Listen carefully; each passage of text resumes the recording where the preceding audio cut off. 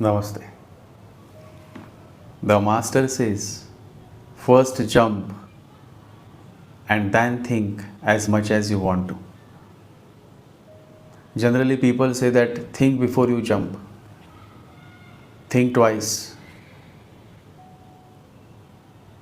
But a person having Ketu in prominent position, such as in the first house or moon with Ketu, such a person jumps first and then thinks later.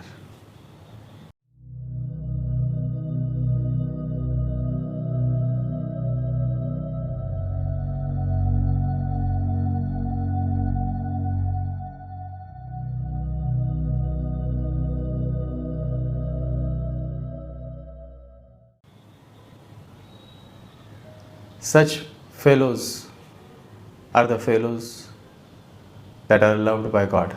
God loves such fellows because they are not too calculative.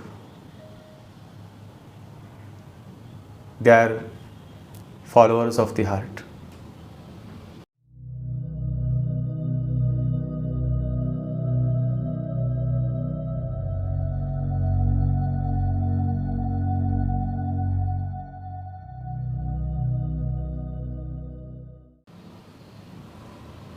And the Master loves such beautiful souls who jump first and think later.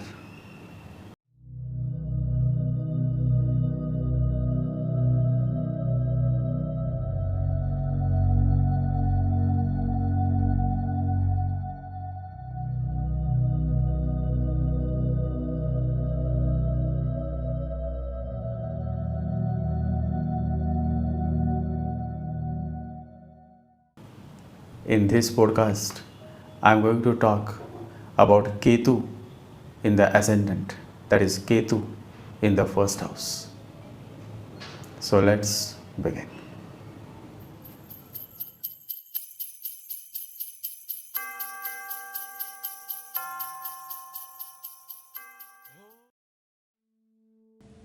Ketu 1 equals to I quit.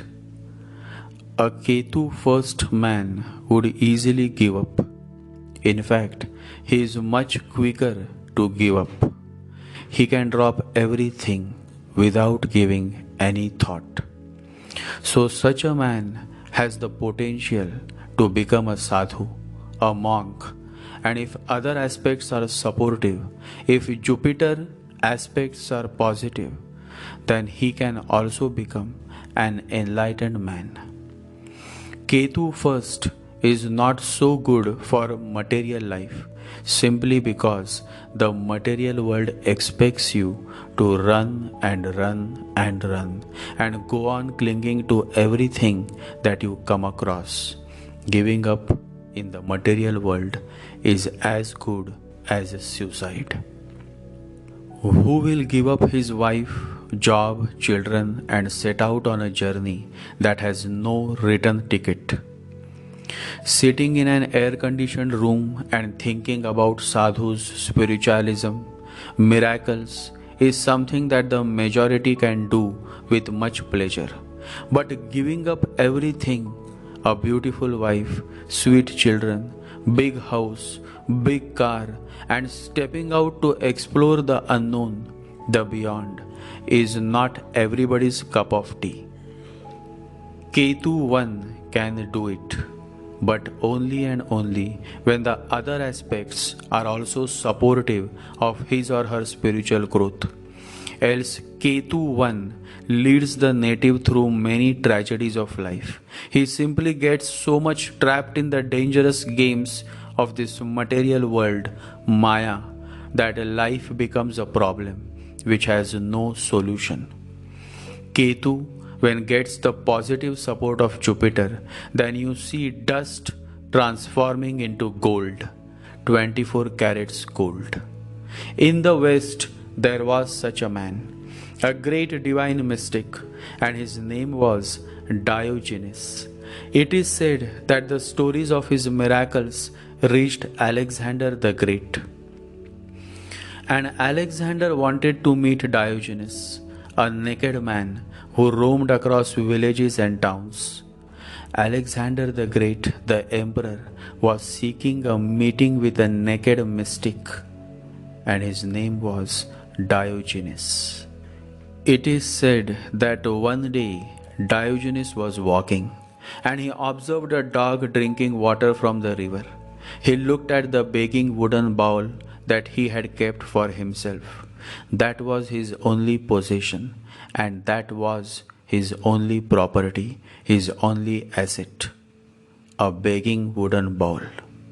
Diogenes was such a great spiritual master, and so a thought came to him, if the dog doesn't need a bowl to drink water, then why am I carrying this wooden bowl with me? And that very moment, Diogenes threw that wooden bowl. Now everything was dropped. There was nothing to care for, and smiling to himself, Diogenes continued to walk through the narrow lanes of Greece. A Ketuish man can drop everything. A Ketuish man can detach much faster than a Rahuish man. Always remember this. Rahu's nature is to cling, Ketu's nature is to detach. Remember, your heart must become a sea of love. Your mind must become a river of detachment. A man who is clinging cannot give up. And if you cannot give up, you cannot experience the beyond. Buddha says, you only lose what you cling to. Rahuish men will go on and on and on. They may give long lectures on spiritualism, but when it comes to dropping everything, giving up everything, when it comes to renunciation, they will find many reasons. Only a Ketuish man has the ability to jump. A certain madness is required to experience the beyond. Ketu has that madness, and that is why Avatar Meher Baba always emphasized that it is far easier to help a madman to attain enlightenment than a sane person. Because a sane person is in his head, and so he goes on asking many questions. He is trapped in his intellectualism. It may take many births for him to understand the essence of truth, the eternal. Avatar Meher Baba says, to bring a sane person out of his sanity is very difficult. But to bring out a madman is very easy, because in a way he is already out, but from the back door. He has tasted something of the outside. We have only to show him the right door and say, please don't go out from the wrong door. Go from the right door. Being out is perfectly right, but choose the right door. And Avatar Meher Baba turned many mad people into enlightened people. In deep love, I salute His Holiness Avatar Meher Baba. Avatar Meher Baba says, I have come not to teach but to awaken. I am the ancient one. I belong to no religion. Every religion belongs to me. My own personal religion is of my being, the ancient infinite one, and the religion I share with you all is of love of God. This love can be practiced by anyone, high, low, rich, poor. Everyone and every caste and creed can love God. Ketu is loved by Sri Guru, Jupiter. The dilemma is that many Rahuish men are always trying to wear the mask of Ketu and making a good business of spiritualism. The real Ketu men, the real diamonds, are far away from the glamour, the fame, the connections, because they are perfectly aware of how fake this world is. Out of 1 million, only a few would be true diamonds. The rest all just glitter. There is no real substance. Rahu is clever that he may fake spirituality. In the morning, he may do all the drama of how spiritual he is, and when it is dark, when it is night, his true colors come out. Then he will engage himself in sex, liquor, pleasures, and much more. I call such men spiritual hawks, meaning they simply use fake spiritualism to loot many innocent men and women. These are Rahuish Babas and Rahuish Sadhus, spiritual hawks. The nature of the hawk is to find its prey.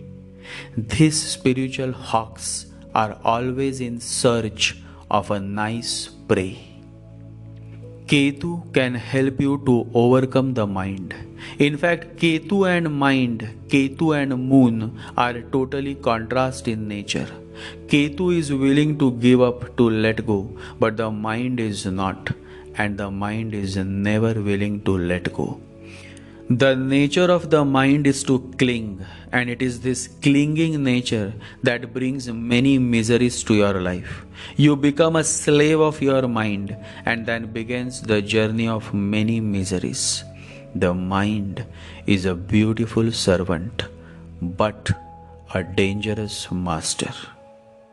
Ketu in the first house has the ability to jump, and only that man and that woman can truly experience spiritual bliss who has the ability to jump into the unknown. It requires tremendous courage, and courage comes only when you are following the truth.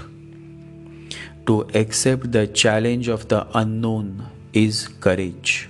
The fears are there, but if you go on accepting the challenge again and again, slowly, those fears disappear. A man who is less of logic and more of love can jump. Peter the fisherman jumps, Arjuna jumps, Sariputta jumps. The greatest disciples have had the courage to jump.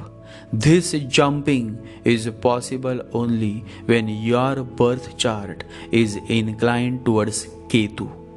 And Ketu in the first house, or Ketu with moon, or Ketu with sun, is indeed a blessing in disguise, because the person has the potential, has the understanding to jump into the unknown.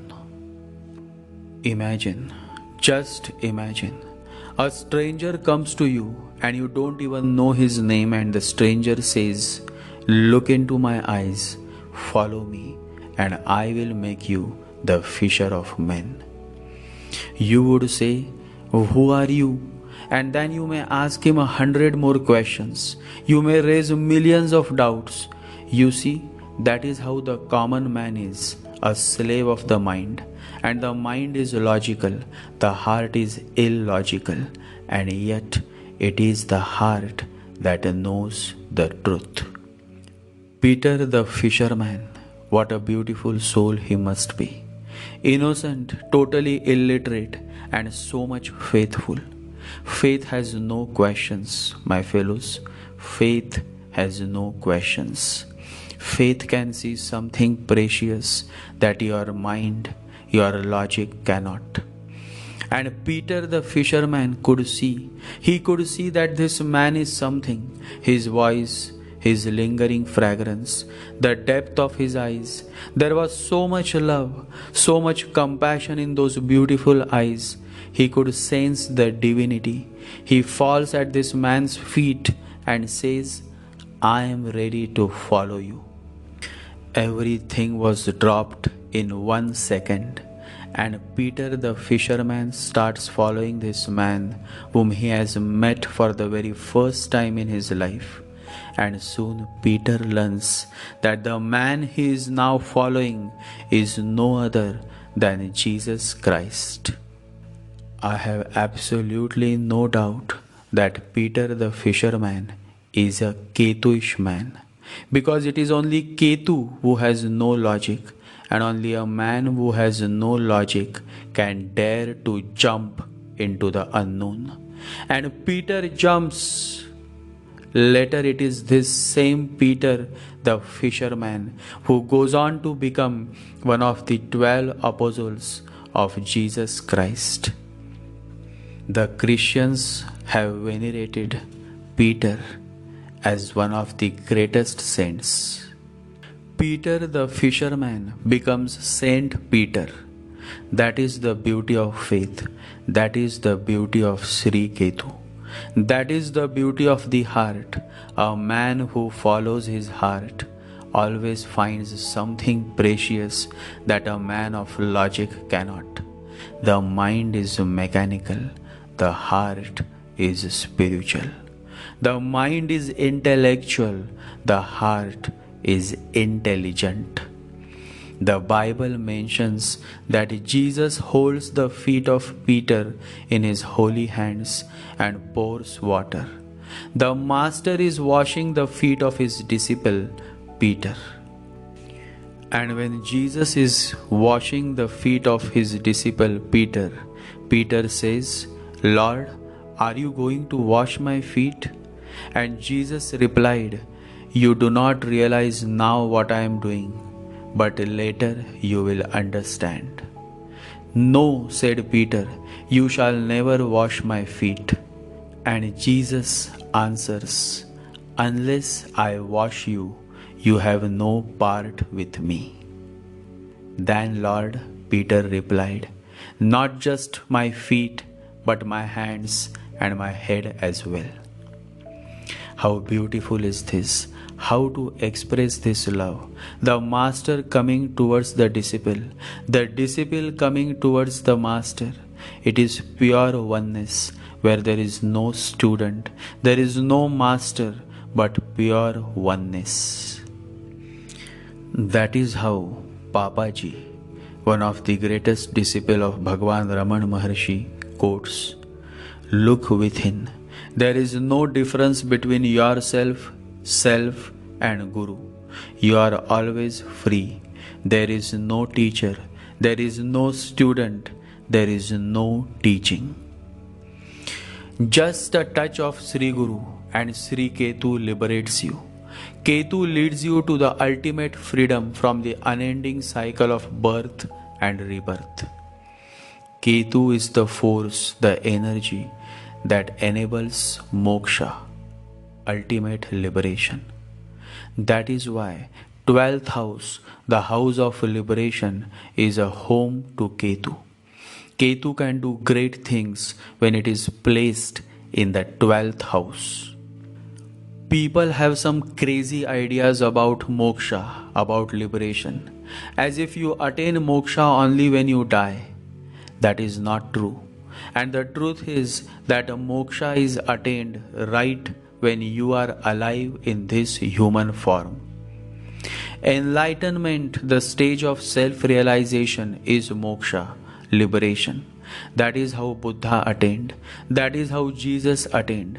That is how Mahavira, that is how the divine masters attained liberation while being in human form.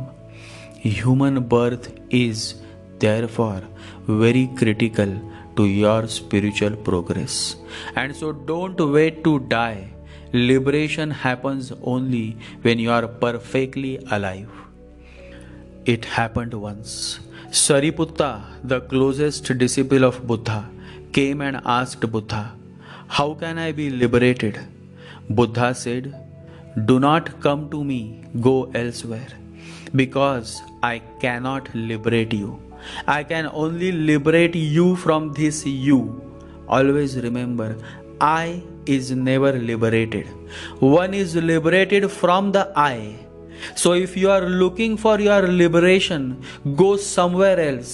But yes, if you want liberation from yourself, you have come to the right place.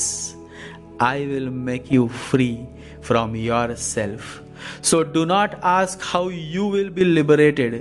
You will not survive in your liberation. You should ask how to be free from this I. How to be liberated from this I. Moksha or liberation is possible only when you are liberated from this I. And you will be able to do so. You will be able to liberate yourself from this I, that is your ego, only when you surrender yourself to your Guru, your Lord, in totality.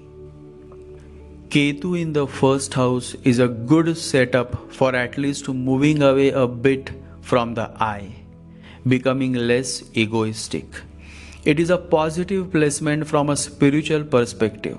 Such a man can trim down his ego if and only if proper guidance is provided and a proper support from Jupiter is in his birth chart. Ketu first is least bothered about being too careful or cautious, and so they become an easy target, a soft target. Target. In the technology world, the shady men and women try to hack or hijack your private emails or your private bank accounts. In the supernatural world, the black magicians try to hack or hijack your mind and in turn control your life. Understand the truth. The majority of this population is ruled by the mind. They become the mind. So when a black magician captures your mind, you instantly become a puppet in his hands. Once your mind is hijacked, then you dance on the tunes of the black magician. It is a dangerous world, and it is more dangerous when you have no head, that is, when you have Ketu in the first, and when you have no proper guidance. Such a Ketu can either make you a madman, a no-sense man, or a great enlightened man, but only when Jupiter takes control of this Ketu through its 5th, 7th, or 9th drishti. It depends a lot on the sign placement of Jupiter and whether Jupiter is Yoga Karak. For Leo, Cancer ascendant, Aries, Sagittarius ascendant, the touch of the Guru, that is Jupiter, works like a miracle. For the rest, it is on a mediocre level. You may either find someone as beautiful, as faithful as Peter the fisherman, who later becomes Saint Peter, or you may come across an utterly foolish man who goes on repeating the same mistakes again and again and then starts blaming others for his own stupidity, for his own faults. Now, when such a Ketu has no aspect from Jupiter, life becomes hell. Simply because now there is absolutely no consciousness. Such a man then becomes an easy victim of black magic. Somebody may wonder, how is black magic performed? There are many ways of doing black magic. Around the world, right from India to the US, to the Middle East and to the Far East, the ways of black magic differ, though the goal remains the same, to target someone and to cause much suffering to the targeted person. One has to understand that you cannot hold all hands that are so passionately busy in casting or doing black magic on you, but you can always hold your mind, control your mind.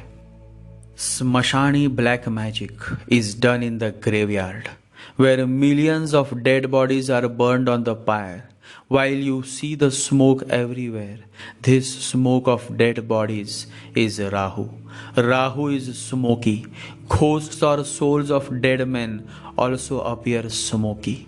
Rahu represents these ghosts, or let's say, Rahu represents the ignorant, desirous souls. How black magic is cast. Now let's say your enemy wants to cast a black magic spell on you so that you start suffering. Your enemy goes to the black magician. The black magician first demands money. Once he receives money, then he asks, "What is the name of your target's mother and father?"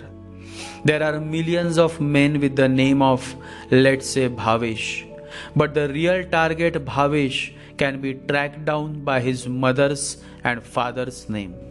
The ghost or the evil soul that is sent by the black magician will need these details to track down to the actual targeted Bhavesh. Next, to ensure that the attack hits the target accurately, the black magician asks for Bhavesh used clothes or any of his used belongings. A pair of his used clothes is enough for the magician to cast the black magic spell on Bhavesh. Every material that you use has your vibrations absorbed in it. And when it comes to casting a spell on you, what can be the best material than the clothes you wear on a daily basis? That is why never share your used clothes with anyone. Whenever you want to get rid of your old clothes, just leave them without letting anybody know that you are the owner of those clothes, or just donate them to unknown strangers who don't have any information about you. So once your old clothes are handed over to the black magician, then the evil spirits are provided with your used clothes. They catch the scent of your vibrations absorbed in those clothes, and then they track you down by following your physical body scent. And once they reach near your aura, the evil spirits try to create a disturbance in your aura, which in turn impacts your health, your mind, your peace, and your happiness. Vashikaran, meaning taking you in control or causing harm to your marriage, damaging your career prospects, and all such terrible and horrible actions are executed through the means of black magic. And you never know who is doing it all behind the curtains, behind your back. And this is how millions and millions of innocent men and women are targeted by the use of evil spirits, black magic. Every day around this world, millions of people even die because of black magic spells. And Ketu in the first house becomes an easy target for the black magicians or for those men and women in your life who want to harm you from behind the curtains using black magic. Interestingly, the person who pays the black magician for targeting you is always someone very close to you. Always. Someone who is either from your friend circle or someone who is a member of your extended family. Never trust the person who is very close to you. Chances are that he or she may betray you. That is how Judas betrayed Jesus. Judas was very close to Jesus. Judas was hoping, perhaps unknowingly, that he would be Jesus' successor. It was not intentional towards being the successor, but he was so close to Jesus that it was assumed that it will be Judas who will succeed Jesus. Jesus showered his love and blessings on Judas, but the day Jesus says, "Nobody is going to be my successor. I have not come here to create a dynasty.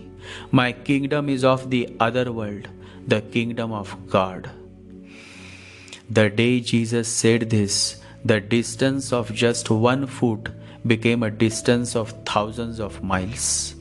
That same night, Judas betrayed Jesus. He sold Jesus to the enemies for only 30 pieces of silver coins. Of course, it was done in a very emotional, hasty way, in a very unconscious manner. This is how you all behave when you become angry. In a very emotional, hasty way, unconsciously, you do some utter stupidity. This is how your anger, your ignorance leads you to much suffering and pain. That is why Buddha says, you will not be punished for your anger. You will be punished by your anger. When Judas sold Jesus for 30 pieces of silver, he was not aware of what exactly he was doing and what it was going to lead to. On the day Jesus was crucified, Judas was in the crowd with tears in his eyes, and he threw away those 30 pieces of silver. He didn't think that this was going to be the consequences of an act done in anger, in rage, in frustration. 24 hours after Jesus' crucifixion, he hanged himself from a tree and committed suicide. Anger comes when you become ignorant, selfish, and there is absolutely no consciousness to your existence. That is when you commit a terrible, horrible act. Sin happens only when you are not conscious of what you are doing. That is the time when sin happens. In the absence of consciousness, sin happens. The negative energies, that is the black magician, the witch, try to invoke negativity within you, try to pull you away from your consciousness, and if you become a victim to their games, then sooner or later you commit a sin that later you regret heavily. Judas committed suicide. It is a sign of deep regret. A saint was asked, "What is anger?" The saint smiled and gave a beautiful answer. He said, "It is punishment we give to ourselves for somebody else's mistake." Christians don't talk much of Judas, but it has always happened with all divine masters. It is a strange thing that those who were close have gone far away, and those who were far away had never thought, had never dreamed of being very close, have came close. Buddha was betrayed by his cousin brothers. Mahavira was betrayed by his son-in-law. In both cases, the situation was the same as Judas. Because they were so close, they naturally hoped, without being conscious, that they were going to be the successors. It has always happened. It is always happening. Visit any ashram, any monastery, and you will find the one who is very close to the master is unconsciously thinking of being the successor. But tell me, who can be the successor to Jesus? Who can be the successor to Buddha, to Mahavira? Nobody. If God wanted, then He would have created hundreds of Jesus, hundreds of Gautam Buddha, hundreds of Mahavira. But God created only one Jesus, one Buddha, one Mahavira. And the same God has also created one you. But ignorance leads you to becoming, when in reality you should be yourself. Always be yourself. Don't try to become. Once it happened, a very old monk was on his deathbed. Any moment he would die. Many of his followers had gathered around his bed, and they all were weeping. The old monk also started crying. The followers were surprised. One of them asked, "Master, why are you crying?" And the old monk said, "I am crying not because death may catch hold of me anytime. I do not fear death, but I am crying because I am wondering, what will I answer when I will confront God? And God will ask me, 'Thou, I had sent you to live your life by being yourself, by being thou. But then why did you spend your whole life in becoming like somebody else?' And when God will ask me this question, then what answer would I have? My whole life I have been trying to become like Jesus, become like Buddha, become like Mahavira. And God would say, if that was possible, then I would have created hundreds of Gautam Buddha, hundreds of Jesus, hundreds of Mahavira, hundreds of Guru Nanak, hundreds of Kabir.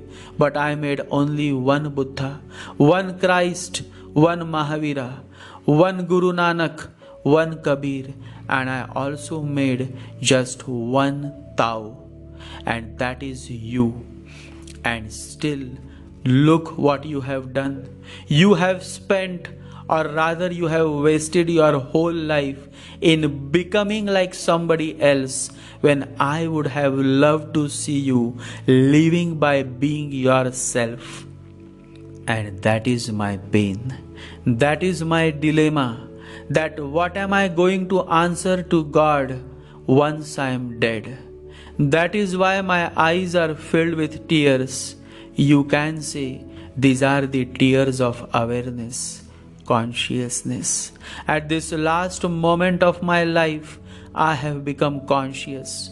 How beautiful it would have been had I become conscious of my actions a little early. Life certainly would have changed for better, but now there is no time. Death may come any time.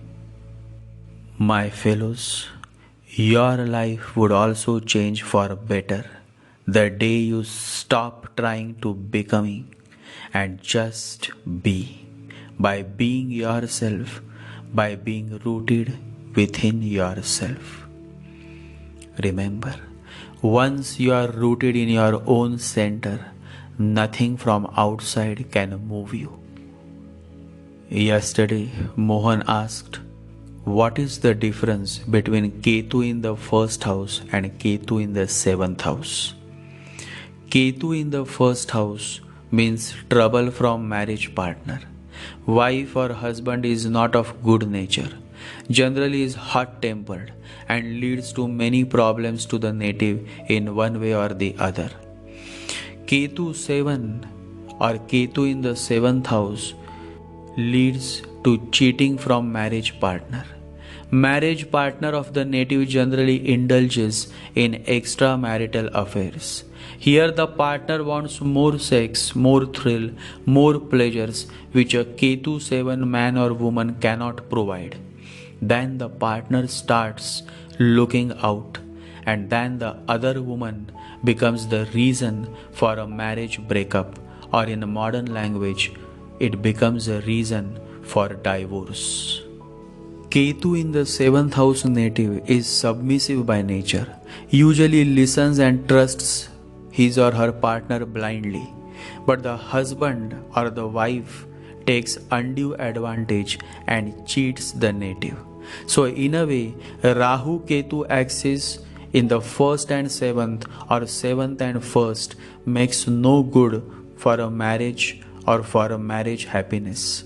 The only difference is that Rahu 7 gives immense sexual pleasures, while Ketu 7 hardly offers any sexual pleasures, just a couple of honeymoons and then they are done. So, when Ketu is in the ascendant, the native may suffer in his or her marriage, but that does not mean that he or she is deprived of sexual pleasures. Sex is enjoyed much in life, though marriage life continues to go through many challenges which are more of illusionary nature than realistic. Our ancient seers were so insightful. They were perfectly aware that unless and until sexual life is experienced to the fullest and sexual desires are fulfilled, there is no way ahead for the soul to progress spiritually, to evolve, to mature in true sense. That is why the ancient seers celebrated the sexual union called marriage. Marriage is a sexual union validated and accepted by society. It brings a certain sense of completeness to the human existence whose roots are in the many desires which have to be fulfilled before the spiritual journey begins. But as time passed by, ignorance took over. Sex became a stigma. In fact, in India, even if you spell the word sex, immediately you are condemned and ridiculed as if sex is some kind of sin. We forget the fact that we all are born out of love, out of sex. Remember, sex is not to be condemned, not to be repressed, but immensely respected because we are born out of it. It is our very life force, and to condemn the life force is to condemn everything. The true source of a harmonious sexual union is love. Love is the real thing, and when sex happens without any sexuality in it, it is divine. Compassion can cure more sins than condemnation. But society is prone to condemn first. The society never gives you a second chance. Once you are labeled for life. But the divine masters will never label you, will never judge you. To the woman who is labeled as a bitch, to a woman who has committed adultery, Jesus says, "Who am I to judge? The matter is between you and God. If you think you are doing something wrong, do not do it again."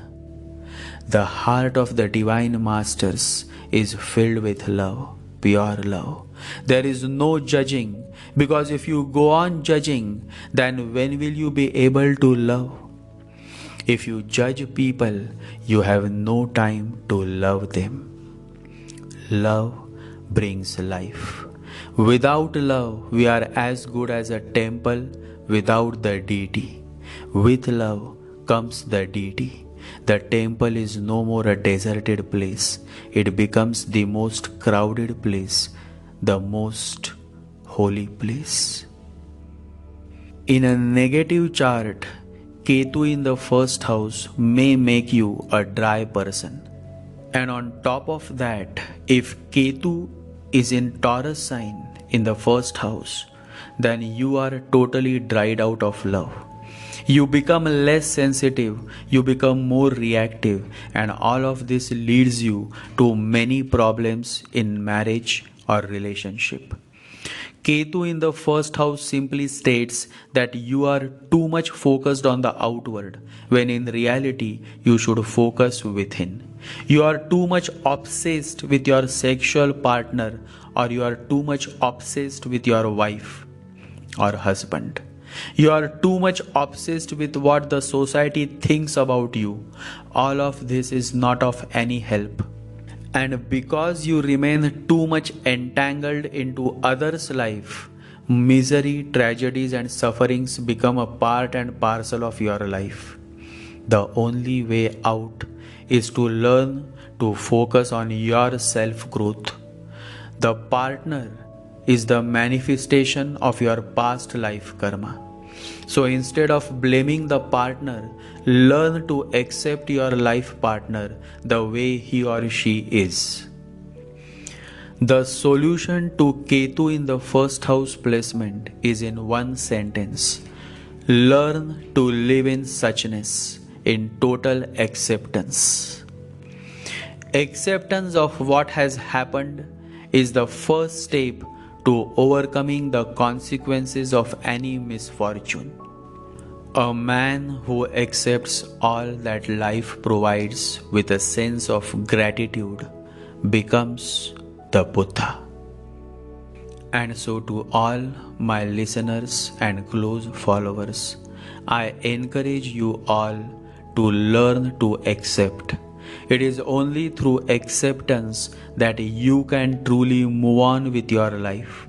And it is only when you are able to move on with your life that you can truly progress in life. Somebody asked how to accept, and the answer is by letting go. You are not able to accept because you are holding the matter so tightly to your chest. This nature of clinging, which comes because of Rahu, brings many miseries to your life. Buddha says, let go. Just let go, and the moment you do so, you feel relaxed. A great relief comes to your body, your mind, your soul. Meditation is a surrender. It is not a demand. It is not forcing existence your way. It is relaxing into the way existence wants you to be. Meditation is a let go. Always remember this. Meditation is a let go. When you meditate, you cannot hold on any grudges against anybody. Only then your meditation can fructify. A meditative person ignores those who cause him trouble or who cheat him. He never lets the outside world disturb his inner peace. You will never find a true meditative person seeking revenge. He will simply let God handle his life. He lives in total surrender.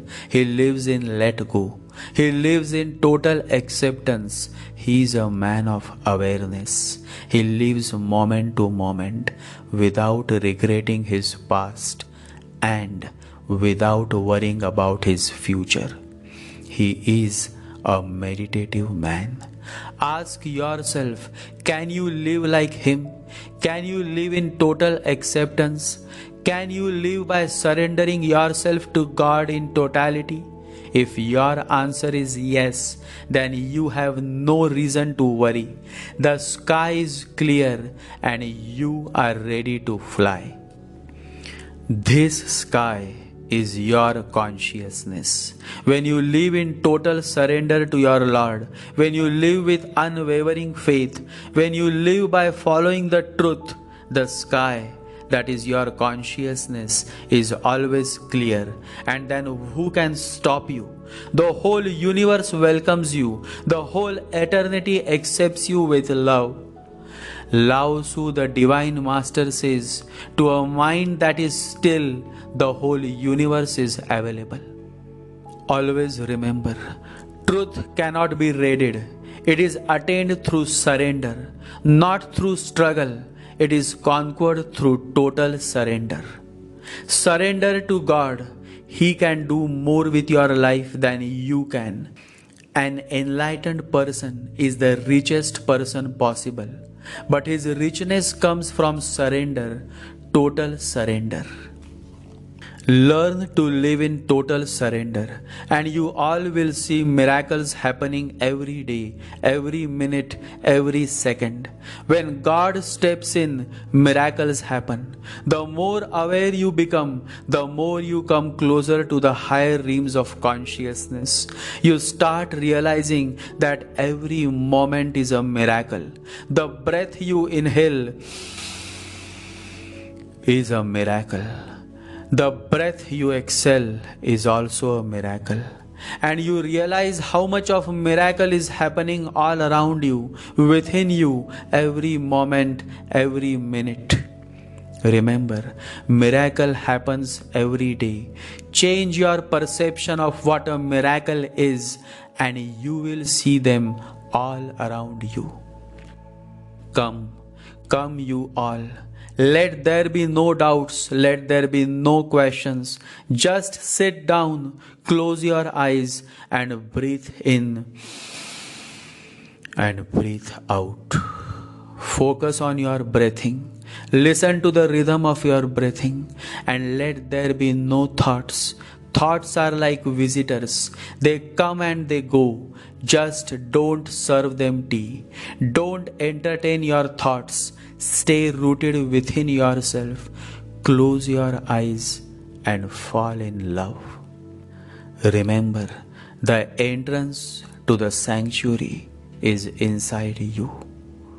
Look within you. Meditate. Jai Sri Ganesha. Jai Guru.